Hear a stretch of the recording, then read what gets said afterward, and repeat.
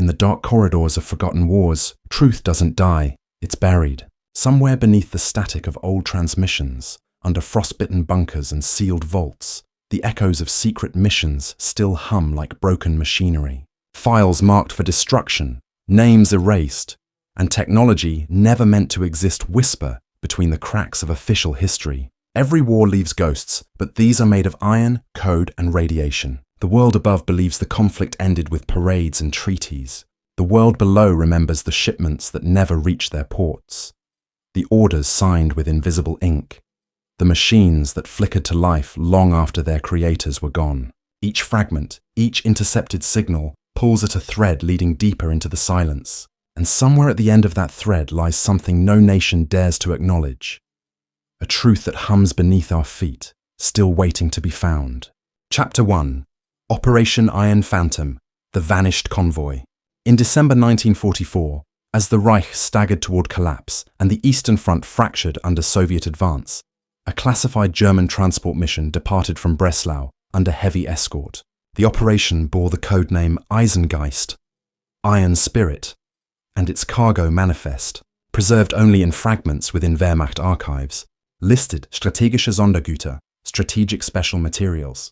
The convoy, 5 armoured trucks and 2 radio vehicles, travelled west under the command of Oberstleutnant Franz Adler of the 11th Panzergrenadier Division. Its route was drawn through the snow-choked Carpathian foothills, bypassing major roads to avoid Allied air reconnaissance. According to decrypted Enigma intercepts, the transport was to rendezvous near Krakow with an SS detachment led by Standartenführer Klaus Ritter, then proceed to a destination listed simply as Schacht 7.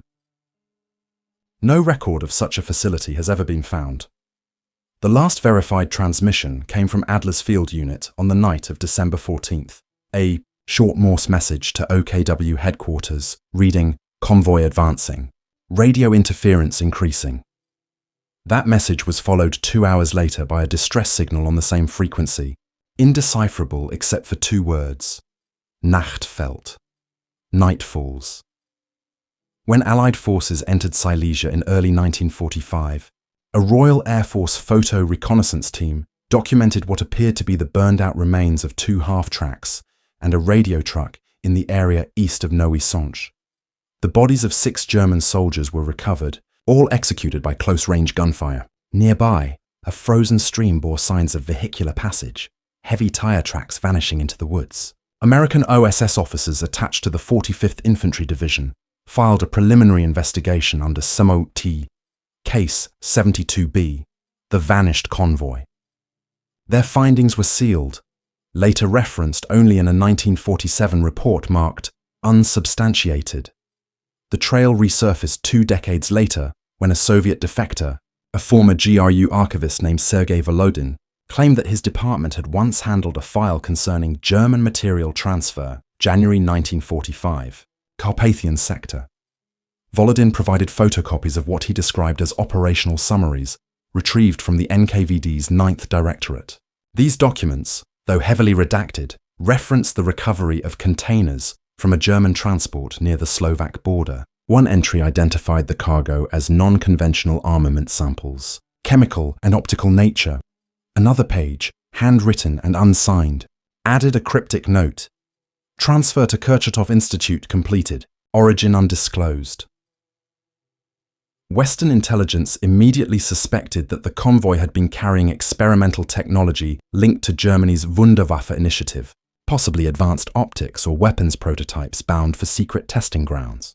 Declassified British War Cabinet files from 1946 confirm that Churchill himself had ordered the PAD Special Operations Executive, SOE, to intercept a high-priority convoy in the same region under the codename Operation Cinderblock.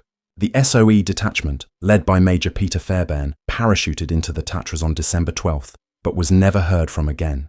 Their mission diary, recovered by Polish partisans weeks later, ends abruptly after a single entry. Convoy sighted at dusk, heavy escort, equipment unusual, possibly armoured transport disguised as trucks, proceeding to intercept. Historians reviewing these records in the 1970s noted consistent anomalies.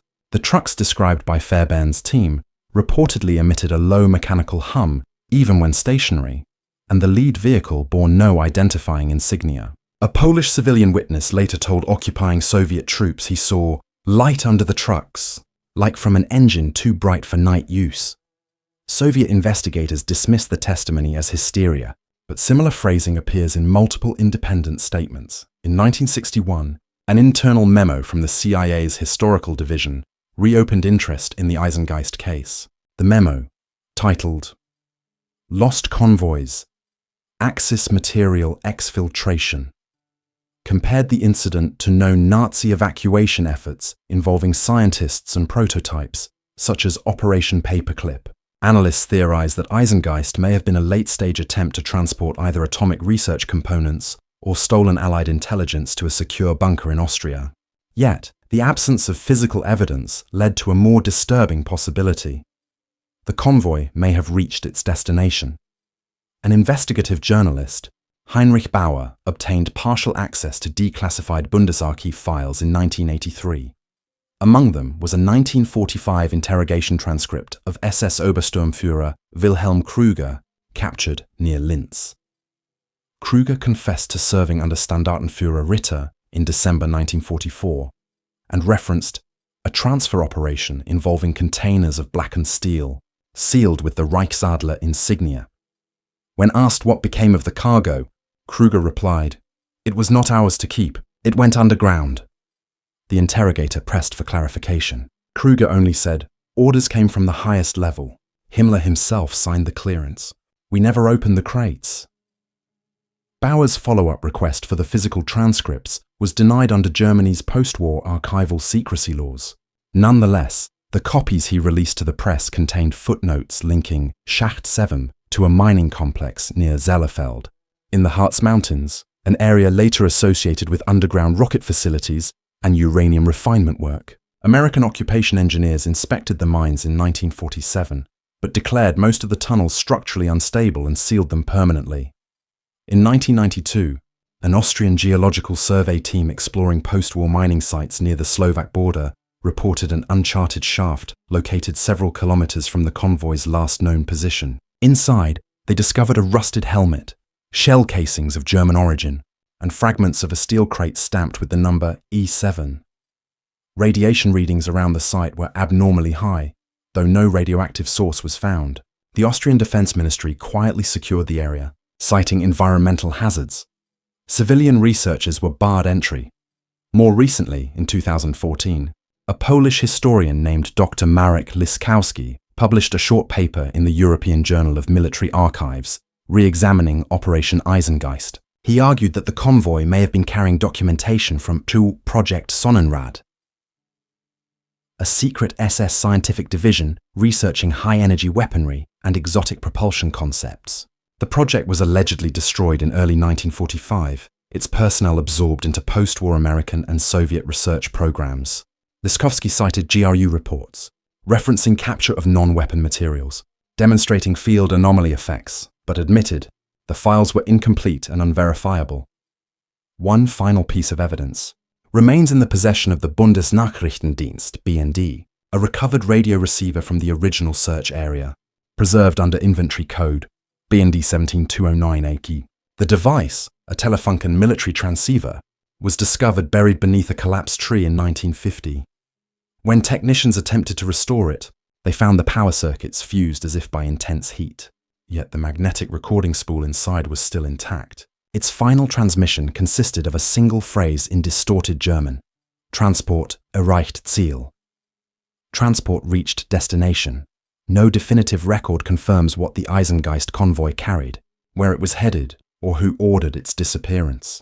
But among Cold War intelligence veterans, the case persists as one of the war's most enduring enigmas. Each declassified file, each blurred photograph, each muffled recording points toward an operation that existed outside conventional military command, a shadow within a collapsing Reich. And as one OSS memorandum chillingly concluded in 1948, the convoy was not lost, it was hidden. Chapter 2. The Leningrad Cipher and the Ghost Network. In the autumn of 1952, Soviet cryptographers at the Samchi First Chief Directorate of the WWII uncovered an anomaly buried within decades old. Intercepts from the Leningrad front, the Discovery began with a misfiled reel of magnetic tape labeled Lenovo 6. The label meant nothing to the archivists, but the data contained a repeating encryption pattern, a cipher unlike any known Soviet or German wartime code. What began as a routine archival audit soon evolved into a full internal investigation. The decoding team, led by Major Alexei Sidorov, determined that the transmissions had originated between late 1943 and early 1944, using channels previously believed to have been controlled exclusively by German Abwehr operatives. Yet the content, once partially decrypted, made reference to Soviet military facilities and armament factories that had never been compromised during the war. The MGB concluded that the source could not have been purely foreign. Cross-referencing with British SIGINT records later revealed that the same frequency, 8.332 MHz, had been monitored by Bletchley Park's Hut 6 Tax. Their internal memoranda, declassified decades later, describe unknown cipher groups of presumed Soviet-German collaboration origin. The documents referred to it as the Leningrad Cipher, noting that its key changed irregularly and appeared to incorporate a hybrid of German Enigma-style permutations and Soviet one-time pads. Analysts were confounded. Each side suspected the other of planting the system to mislead their intelligence divisions. Yet none could explain the content. Coded references to shipments of industrial catalysts, optical assemblies, and pattern networks. In 1953, as Stalin's death destabilized the Soviet apparatus, the MGB was replaced by the KGB. The Cipher investigation, renamed a case file 702-13, Phantom Correspondence, was quietly reclassified under Directorate S, the division tasked with handling foreign infiltration. By 1955, agents traced fragments of the original transmissions to individuals who had survived the siege of Leningrad. Factory directors, metallurgists, and communications officers. Each of them denied knowledge of any wartime collaboration. Still, every one of them disappeared within 6 months of interrogation. Their names were removed from personnel registers. Their families relocated under state supervision. In 1964, a British defector named Alan Rourke, formerly attached to GCHQ's Soviet desk, sought asylum in Canada. During debriefing, Rourke described a black file circulated among select analysts during the early Cold War titled Ghost Network, Cipher Correspondence. According to Rourke, the file claimed that the cipher was not merely a wartime communication system, but a functioning network that continued after 1945, reactivated periodically to exchange scientific data under innocuous diplomatic covers. The operators, he said, were believed to be former intelligence agents from both sides, now embedded within post-war ministries, corporations, and research institutes. He added that internal notes from MI6 had warned that the network was alive, adaptive, and beyond state control. When Canadian authorities attempted to verify his claims through NATO intelligence channels, they found that no record of Ghost Network existed. 2 months later, Rourke was found dead in his Ottawa apartment, his notes burned in a metal wastebasket. The coroner listed the cause as asphyxiation due to gas leak. His body was cremated before further examination. Declassified. CIA field cables. From the same year indicate that American cryptanalysis units in Frankfurt had intercepted bursts of coded transmissions matching the Leningrad cipher pattern, the first such occurrence since 1944. The transmission source triangulated to East Berlin near the Soviet embassy. The CIA logged the event under Project Quiver, noting that the message blocks contained references to phase, continuation, and spectral assets. A subsequent memo to Langley suggested that the cipher operators were using embassies as relay stations for an unidentified scientific exchange. The project was abruptly terminated in 1965, citing interagency interference. Independent research into the cipher resurfaced during the Glasnost period of the late 1980s.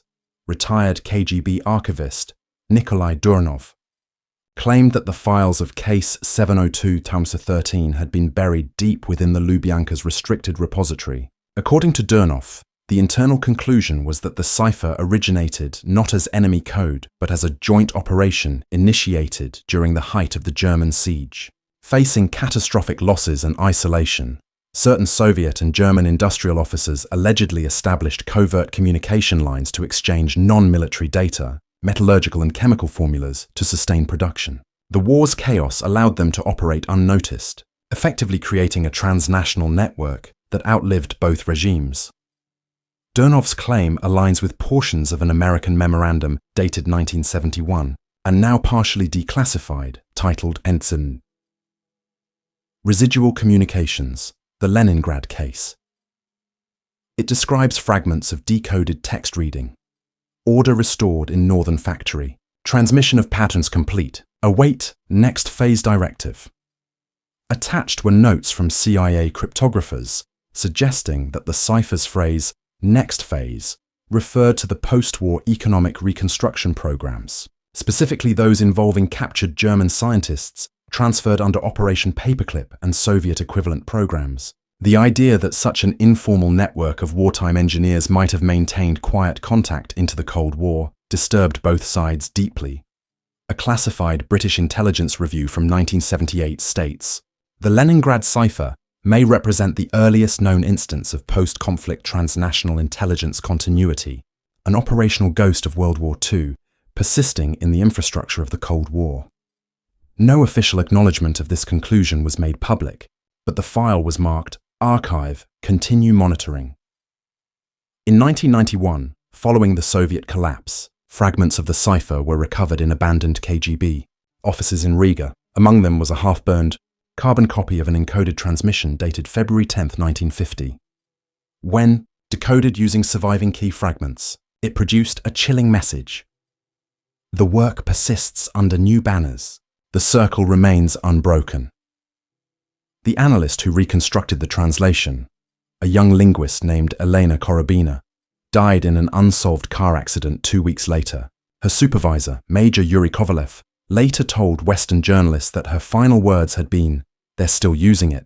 Modern cryptographers have attempted to replicate the cipher's structure. Each attempt has failed. The encryption incorporates unpredictable substitutions, as if guided by an unknown algorithm decades ahead of its time. Some experts theorize it relied on manual pattern recognition and intuition shared by its operators, a form of living code impossible to reproduce without the human network itself. What makes the Leningrad cipher so disturbing is not its complexity, but its endurance. Declassified intercept logs from both NATO and Warsaw Pact archives reveal that transmissions matching its frequency and modulation occurred sporadically between 1952 and 1979. Each time, the source shifted between neutral territories, Sweden, Switzerland, and occasionally Turkey. The last verified burst was recorded by a Swedish monitoring post on June 14, 1979, exactly 35 years after the siege of Leningrad ended. The decoded fragment, incomplete and corrupted, read, "Await signal from Northern Archive. The war continues." Today, the Leningrad cipher remains an unresolved anomaly. Officially, it is catalogued in NATO's decryption archive under miscellaneous, unclassified significance. Unofficially, analysts refer to it as the Ghost Network, a reminder that alliances and enmities forged in war can persist long after their banners fall. In 2017, a Russian amateur radio operator scanning Cold War frequencies near St. Petersburg reported faint, rhythmic pulses on 8.332 MHz. When compared to archived cipher bursts, the waveform was identical. The report was quietly removed from the public record within days. Whether this was coincidence, interference, or the voice of something long buried beneath decades of silence remains unknown. But one phrase continues to appear in every recovered message, as though whispered through static from another century. The war never ended. Chapter 3. The Silent City Beneath Nordhausen. In the spring of 1945, as Allied forces advanced through central Germany, engineers of the US Army's 1st Engineer Special Brigade entered the shattered town of Nordhausen. The city, reduced to rubble by days of bombing, concealed one of the Reich's most secret facilities, the Mittelwerk complex, where forced labourers under SS command had assembled the V-2 rockets that terrorised London.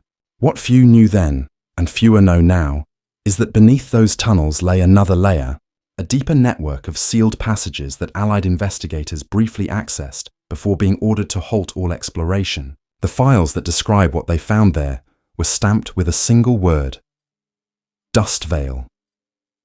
Declassified fragments from Operation Dust Veil, discovered in 1979 within US Army Corps of Engineers archives, outline a subterranean system extending nearly 3 kilometers beyond the mapped Mittelwerk site. Entry shafts were disguised behind collapsed rock walls, accessible only through narrow vents that appeared intentionally sealed. The earliest American reports refer to a series of unfinished chambers, wired for power and air but devoid of machinery. Yet the accompanying photographs, grainy, overexposed, show-tiled corridors, reinforced concrete arches, and what appear to be rails embedded into the flooring. The tunnels were unlike any other military construction uncovered in Germany. An eyewitness account from Corporal John B. Malin, part of the first inspection detail, describes descending into a silence so complete it felt alive. Malin recalled seeing markings stenciled on the walls. Schacht 7, Abteilung 12, along with SS runes and the emblem of the Ahnenerbe, the SS's research division. One chamber, larger than the rest, contained a steel door sealed by bolts from the outside. The engineers noted a humming vibration emanating from behind it, like distant machinery still running. They lacked the tools to breach it, and by the time demolition equipment was requisitioned, new orders arrived from Allied command, forbidding further excavation. The reason? The Soviets were advancing from the east, and Nordhausen had been assigned to their occupation zone under the Yalta Agreement. When Soviet investigators took control in July 1945, they reopened the lower tunnels. Reports from the NKVD's Technical Commission mention the discovery of storage chambers prepared for prolonged habitation and structural anomalies inconsistent with industrial function. One engineer's diary, later smuggled into the West, claimed the Soviets found an underground power system connected to no external grid. The wiring leads deeper than the mapped area, he wrote. The current is active but source unidentified. Weeks later, the site was sealed under military guard. In the 1950s, amid escalating Cold War secrecy, both NATO and the Warsaw Pact briefly revisited the Nordhausen files. American intelligence speculated that the Soviets had repurposed the lower levels as a missile development site. However, a declassified CIA memorandum dated 1968, titled Subterranean Anomaly, Harz Sector, references seismic readings conducted near the region that registered hollow cavities far below known depths, deeper than any tunnel constructed during the war. The report concludes with the line, "No human accessible route confirmed. Recommend continued monitoring."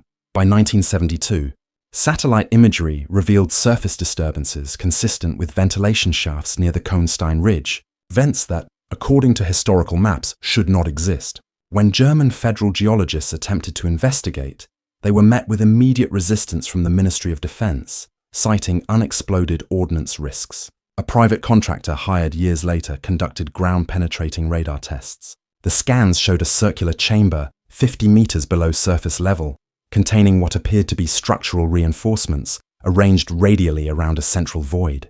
The data abruptly stopped at that point.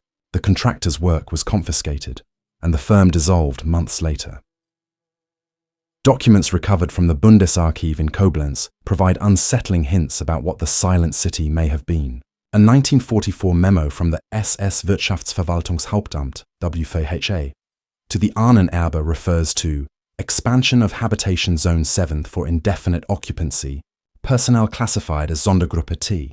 The identity of Sondergruppe T remains unknown, though a partially legible annex lists names marked transferred June 1944.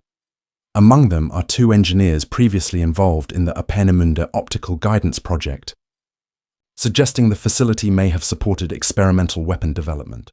In 1985, a French journalist named Philippe Darcet published an article titled Les Oubliés de Nordhausen, in which he claimed to have interviewed former Soviet soldiers who guarded the tunnels after the war. One described crates being loaded into trucks bound for the east, stamped with both Cyrillic and Gothic lettering. Another recalled a night when the lights underground went out all at once, and the air smelled of metal and smoke. Within days, Soviet command ordered the tunnels sealed with concrete. The guards were reassigned to Czechoslovakia, and all mention of the site vanished from military records. Archaeologists who attempted to study the area in the early 2000s reported magnetic interference near the Kohnstein Ridge. Compasses malfunctioned, and electrical equipment drained rapidly. Local residents speak of low, constant vibrations felt during heavy storms, as if machinery still operated far below. These phenomena were dismissed by authorities as coincidence, yet internal Bundeswehr notes from 2004 mention unexplained geoelectric activity consistent with underground electromagnetic sources. In 2011, a declassified Soviet engineering schematic surfaced in Moscow's Central Archive of the Ministry of Defense, titled simply Object D12 Nordhausen Sector. It depicted a system of 5 descending rings connected by radial corridors, culminating in a central chamber labelled energy quell. Whether this was metaphor or literal description remains unknown. The document bore no author, only the signature of a field engineer, Lieutenant Arkady Pleshkov, who reportedly died in an accident during the excavation.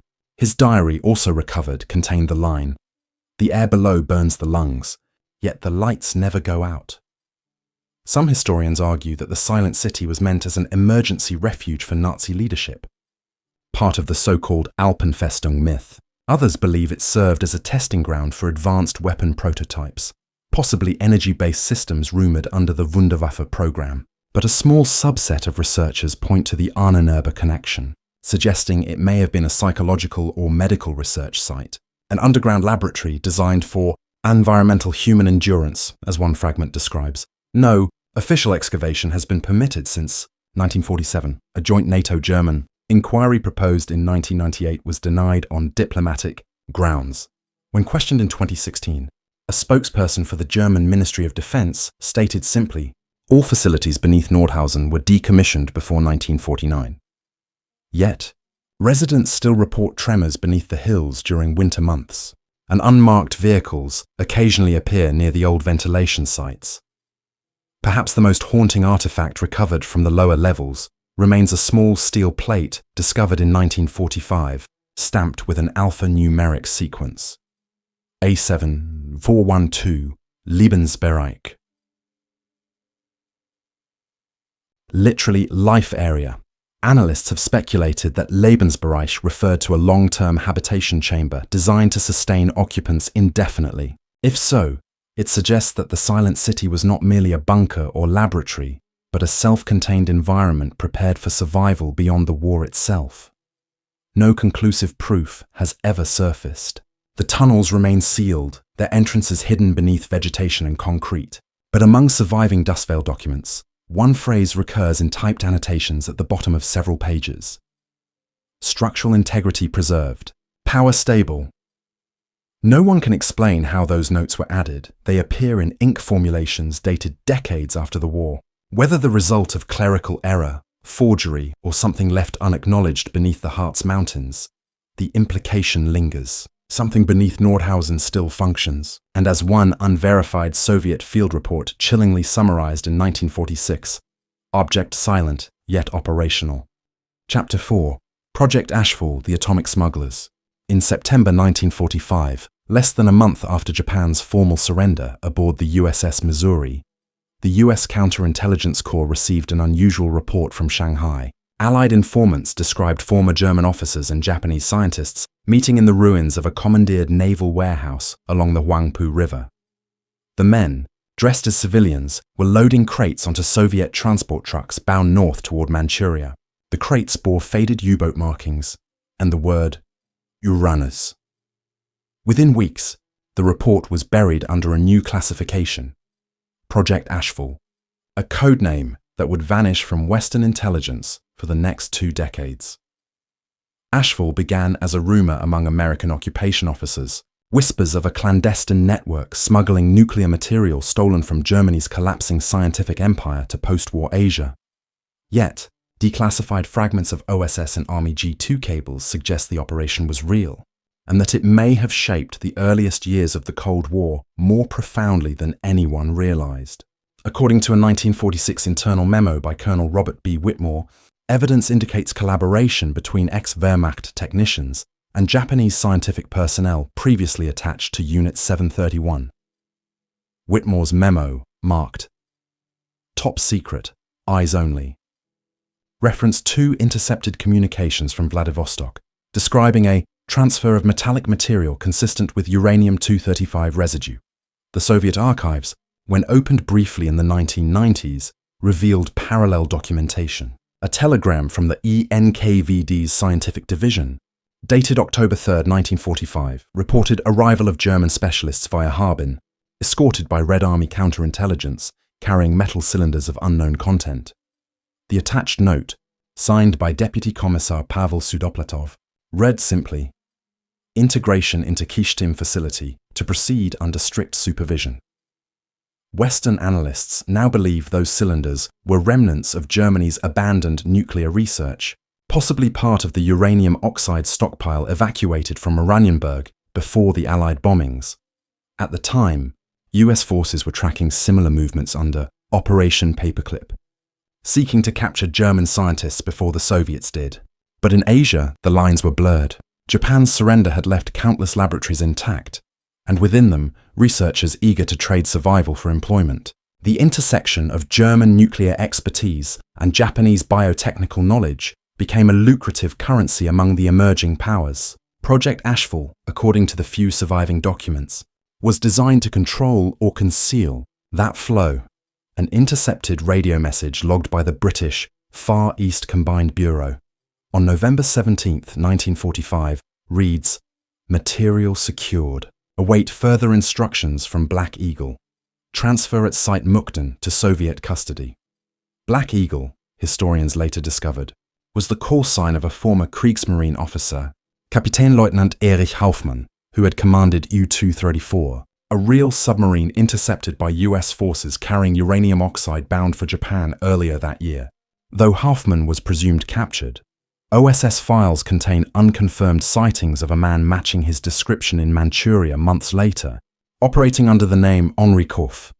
The trail went cold until 1953, when a CIA field operative in Seoul reported meeting a defector from the Soviet nuclear complex at Kishtim. The defector, codenamed Pravo, claimed that foreign metal used in the early stages of Soviet reactor fuel. Testing did not originate in Russia, but from shipments recovered in Manchuria by German technicians. Pravo's account detailed an accident in which one container emitted unusual radiation levels, resulting in several deaths among handlers. The KGB reportedly sanitized the site, and the materials were redirected to a facility later known for its catastrophic 1957 explosion, the Kishtim disaster. A subsequent CIA memo dated March 1958 linked Ashfall to these incidents. It noted, correlation between confiscated German uranium shipments 1945-46 and contamination events at Soviet reactor facilities strongly indicated possible intentional suppression of origin records. Attached were satellite photographs of the Kishtim region showing rail lines marked with German gauge measurements, relics of reconstruction conducted using captured engineers. In the 1960s, a new lead emerged. Japanese intelligence documents recovered from a burned archive in Tokyo referenced an HAI, International Scientific Exchange Program, operating out of Dalian, then under Soviet control. The participants listed included Dr. Kenji Nishio, formerly of Japan's Wartime Atomic Research Unit, and Herr M. Reiner, presumed to be a German metallurgist from Peenemünde. The memorandum's final line reads, "Project Ashfall Phase 2 to commence with continuation of studies at Site R." To this day, no one knows where Site R was located. In 1968, a joint American-South Korean intelligence operation, Task 47 uncovered partial manifests of a North Korean cargo train transporting heavy cylinders, labeled construction material. Laboratory testing of residue from a confiscated crate revealed uranium traces enriched beyond naturally occurring levels. Internal communications at Langley immediately referenced the long-dormant Ashfall codename. The operation was reopened for 6 months under the CIA's Historical Analysis Division, which concluded that Project Ashfall constitutes post-war nuclear proliferation involving X-axis assets under Soviet coordination. The file was closed with the notation, "Further inquiry politically inadvisable." The final known reference to Ashfall appears in a classified British defence paper from 1972 titled Residual, Axis Assets and Post-War Technological Transfers. It details a meeting between former German and Japanese scientists in Moscow under the supervision of Soviet academician Igor Kurchatov. The British analysts suspected that the meeting's purpose was to erase wartime collaboration records that could implicate all three nations in illegal material exchange. A marginal note by an unnamed reviewer reads, Ashfall participants successfully absorbed into Soviet industrial apparatus. Original chain of custody destroyed. In 1995, historian Eleanor Heitkamp gained limited access to the Bundesarchiv's holdings on post-war extraditions. There she discovered a file labelled Fall A907, Verschollene Wissenschaftler. Assumonhoyung, missing scientists. Among the listed names was Dr. Otto Ringel, a uranium chemist who disappeared from custody in 1946. His last known correspondence, sent from Mukden to his wife in Hamburg, contains a chilling line. They will move us east soon. The Soviets call it continuation work. Ashfall never stops. Modern analysis supports the existence of at least three distinct phases of the operation. The recovery of uranium from German sites, its transportation through East Asia under Soviet protection, and its final integration into the early nuclear supply chain. The disappearance of German technicians from Allied custody in 1946, combined with the mysterious enrichment data emerging from Soviet reactors in the late 1940s, suggests that Ashfall succeeded in its primary objective, the complete transfer of critical atomic material without traceable provenance. Today, the name survives only in a single surviving CIA memo archived under Unresolved WWII operations. The concluding line remains unredacted. Material transferred, original chain unrecoverable. Whether Ashfall was a coordinated Soviet operation, an independent smuggling effort, or a multinational conspiracy to salvage what remained of the Axis nuclear dream, no definitive proof exists. What is certain is that between 1945 and 1947, dozens of shipments moved through the ruins of East Asia, carrying substances too valuable and too dangerous to be accounted for. They passed from ship to rail to reactor, vanishing into the machinery of new empires. And somewhere in the closed records of Moscow, perhaps still locked in a forgotten vault, a final manifest might remain, listing the tonnage, the serial numbers, and the origins of those crates once marked Uranozo. But until it surfaces, Project Ashfall remains a silent bridge between two wars, proof that in the shadows of peace, the trade in destruction never truly ends. Chapter 5. Echoes from Station Thule. In January 1957, a storm over the Arctic Circle forced the temporary suspension of operations at the US Air Force's northernmost outpost, Thule Air Base, Greenland. The base, officially tasked with early warning radar duties under the Strategic Air Command, had become one of the most secretive listening posts of the Cold War. During that storm, technicians monitoring long-range frequencies recorded an anomaly, a faint, rhythmic pulse on the 13.2 MHz, a range reserved for decommissioned German naval communications. The pulses repeated in patterns too structured to be atmospheric interference. The log entry that night, filed by radio operator Sergeant Harold Baines, reads simply, signal recurring every 43 seconds, origin unknown, characteristics consistent with WWII U-boat transmissions. What began as a curiosity soon evolved into a classified investigation. By February, the anomaly, codenamed Echo 73, had been detected across multiple Arctic monitoring stations. Analysts at NORAD triangulated the approximate origin to a sector beneath the Lincoln Sea, north of Greenland's coast. When compared to Kriegsmarine archives, analysts were stunned. No records existed of any U-boat operating that far north, and yet the modulation, encryption style, and call sign prefix VKF matched those of a 1945 fleet known as Gruppe Hauser. Quasi. Lost en route to Norway in the war's final weeks. The US Navy dispatched a small research vessel, the USS Atka, under the guise of an ice reconnaissance mission. On March 4, 1957, sonar readings recorded what appeared to be a metallic structure approximately 200 meters beneath the ice. The coordinates were immediately classified. Crew diaries later obtained through FOA requests mentioned strange acoustic returns, like sonar reflections off hollow tubing. Attempts to drill through the ice were halted after 3 days when navigation equipment began malfunctioning, compasses spun aimlessly, and radio contact with Thule flickered in bursts of static. The ATCA's log for that day ends with a single note. Magnetic anomaly worsening. Order to withdraw. In the months that followed, scientists at Thule continued to pick up sporadic transmissions, often around the same time each night. The content consisted of bursts of Morse code interspersed with mechanical clicks, some decipherable into German naval terms. Tiefenlager, Druckstufe, Endpunkt erreicht. Translated, depth level, pressure stage, endpoint reached. Each repetition contained slight variations, as if automated. Linguists suggested it might be a distress beacon stuck in loop, powered by decaying batteries. Yet the signal strength fluctuated, as though under manual correction. By mid-1958, Thule Command formed. Operation Wintertone, a joint US-Danish expedition to locate the source. The team, composed of engineers, oceanographers, and intelligence officers, established a temporary research camp 40 kilometers northeast of the base. Declassified Danish military correspondents later revealed their final message on March 28, 1958. Descending through surface crack. Metallic resonance confirmed. Structure below consistent with vessel hull. The transmission abruptly ended. When a rescue operation arrived 4 days later, the camp was deserted. Only scattered equipment remained, half buried in snow.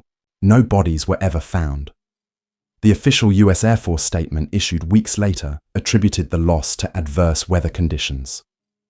However, internal Taschen NORAD briefing, PATH314XME, now declassified, states, evidence of large-scale subsurface cavitation observed. Recovery of unidentified metallic fragment bearing Kriegsmarine insignia dated 1945. Recommend immediate containment and cessation of exploration. The fragment, stored at Wright-Patterson Air Force Base under specimen number KT-1257, was later examined by metallurgical experts who reported alloy composition inconsistent with any known WWII-era German steel. The report's conclusion, partially redacted, reads, sample exhibits isotopic imbalance, manufacturing origin undetermined. Throughout the 1960s, Thule's monitoring logs show continued intermittent receptions of Echo 73. The transmissions grew weaker yet more erratic, sometimes overlapping with Soviet Arctic signals. Analysts at Fort Meade debated whether it was a Cold War deception attempt. Still, multiple independent stations confirmed identical readings, often containing fragments of identical code sequences. VKF-209 and VKF-211, designations matching U-boat call signs lost in 1945. When CIA cryptanalysts attempted decryption using known Enigma procedures, portions translated into phrases such as orders delayed due to ice barrier and proceed to primary depth until recall. In 1962, the US Navy authorized an Operation Glacier 3, another secret expedition under oceanographic cover. Declassified summaries indicate the use of submersible probes deployed through boreholes drilled into the Arctic shelf. One probe transmitted for only 13 minutes before losing contact. Its last sonar image depicted what appears to be a cylindrical hull encrusted with ice and sediment, measuring approximately 85 meters in length, consistent with a type WWII U-boat. Though such vessels were never recorded beyond Norway, engineers who viewed the image noted irregular apertures along the hull, as if the structure had been modified for equipment unknown to naval design. The data feed terminated suddenly with a burst of static and an audible low-frequency hum. After that incident, all research into Echo 73 ceased publicly. The files were sealed under USAF Project Frostline. Unofficially, base technicians continued to hear the signal on personal receivers until at least 1971. One of them, Staff Sergeant Daniel Kraus, kept a handwritten log of nightly receptions. In an entry dated August 5, 1970, he wrote, "Signal different tonight, longer gaps. I think it's repeating coordinates, same every cycle." I copied them, 83°48N, 59°12W. Decades later, those coordinates were cross-referenced with modern mapping. They correspond to an uncharted depression in the seabed roughly 300 meters deep, a feature absent from earlier geological surveys. In 1983, Danish journalist Henrik Sørensen published a short piece in Berlingske Tidende titled The Frozen Signal. He claimed to have obtained access to former Thule recordings and suggested the signal was man-made, possibly the remnants of a Nazi weather station equipped with experimental transmission systems. The US Embassy in Copenhagen immediately denied any connection and pressured the paper to retract the article. Sørensen disappeared while on a research trip to Karnak later that year. His notes, recovered from his hotel room, end with a sketch of a submarine-like silhouette beneath ice strata and the phrase, "They never surfaced." When declassification expanded in the 1990s, NORAD released partial Echo 73 logs. The final recorded transmission occurred on March 2, 1969. The message, decoded from Morse bursts, read, "Kontakt hergestellt." Contact established. Immediately after that, the frequency fell silent. The silence remains to this day. Modern oceanographic surveys conducted in the area show no trace of debris or wreckage. Yet, sensitive magnetometer readings still detect an anomaly, a faint but steady magnetic deviation precisely where Echo 73 once originated. Satellite imagery shows discoloration in the surrounding ice, a pattern consistent with localized thermal fluctuation, as if residual energy still radiated upward from below. Among declassified CIA correspondence from 1972 lies a single-page memo addressed to the Director of Naval Intelligence. Recommend permanent classification of Arctic naval incidents under Operation Wintertone. No further expeditions authorized. Artifacts stored under Project Frostline are to remain sealed indefinitely. Unverified reports of residual transmissions deemed non-critical. The bottom of the page bears an addendum written in pencil, unsigned. Monitor frequency 13.2 MHz annually. Any recurrence may indicate reactivation. In 2015, amateur radio enthusiasts in Norway recorded a weak Morse pulse on that same frequency. When analyzed, the pattern matched Echo 73 with 92% similarity. The message, incomplete and distorted by atmospheric noise, contained one legible word, zurückkehren. Return. Whether Echo 73 was the final ghost of a lost submarine, a relic of Cold War deception, or something else entirely, remains unanswered. What endures is the evidence. Decades of consistent signals, a fragment of unidentifiable metal, and the silence that followed. The official record closes with a line found in a classified 1959 Thule report, declassified only in part. Object under ice shelf remains stationary. Transmission continues, awaiting instruction. And in the frozen stillness of the Arctic night, radio operators still report faint whispers on quiet channels, a pulse repeating through snow and static, as if something beneath the ice still listens for a reply. The ice melts, the archives open, and yet the silence deepens. What was built in shadows refuses to vanish. It seeps through time, through forgotten recordings, through the uneasy dreams of those who still listen. Every sealed container, every classified phrase hides the same pulse. That war never really ended. It only changed its name. The ghosts of that conflict aren't buried in graves or museums. They live inside frequencies, in the hum of distant machinery that shouldn't still be running. Somewhere, under layers of frost and secrecy, a signal still flickers. Perhaps it's a warning, perhaps it's a memory, or perhaps it's the sound of history itself, trying even now to call back what humanity chose to forget.